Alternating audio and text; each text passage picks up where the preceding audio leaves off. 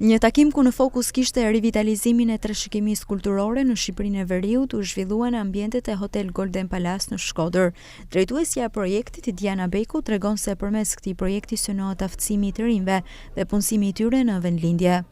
Ka marrë një iniciativë për të mundësuar aftësimin e të rinjve në dhënien e traditave dhe kulturave të tyre lokale për komunitetet e tyre dhe mundësinë e këtyre të rinjve për të hapur bizneset e tyre.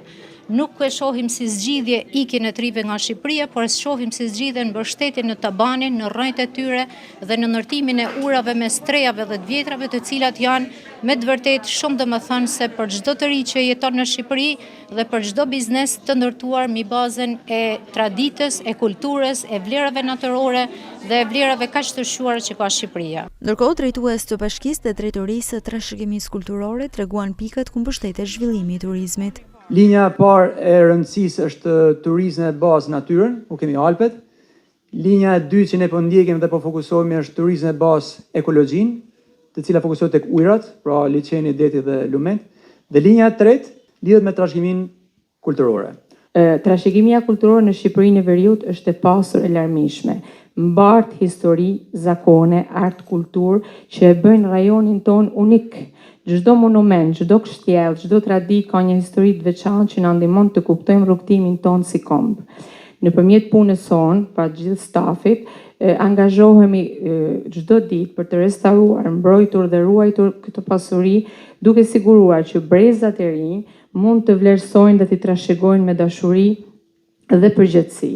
Nxënësit pjesëmarrës në këtë aktivitet treguan si po i ruajnë vlerat kulturore. Shumë e rëndësishme pasi deri më tani ne nuk kemi pas aktivitete që i përfshin vlerat kulturore, po jo në përmasa të tilla edhe sa për me udhëtu edhe për me tregu vlerat e vendit tanë, mendoj se është shumë e rëndësishme sepse kush jemi ne pa ato vlera. Kemi sjell disa produkte të ndryshme, kemi punimet me dru që është për krenarja, kemi një punim tjetër me dru ku ne kemi vendosur shqiponjen, punimi me djegje, kemi vizatuar një veshje tradicionale të zonës, gjithashtu kemi punimin me grep, i cili është në thes, dhe me punimin kryq. Gjithashtu është furka, e cila është përdorur për t'jerrur leshin, e cila sjell si pasojë këto produkte kaq të bukura, të cilat në natona gjyshe dhe ne vazhdojmë duke i trashëguar të brez pas brezi. Në këtë aktivitet morën pjesë nxënës nga shkolla të ndryshme të bashkive të Qarkut Shkodër.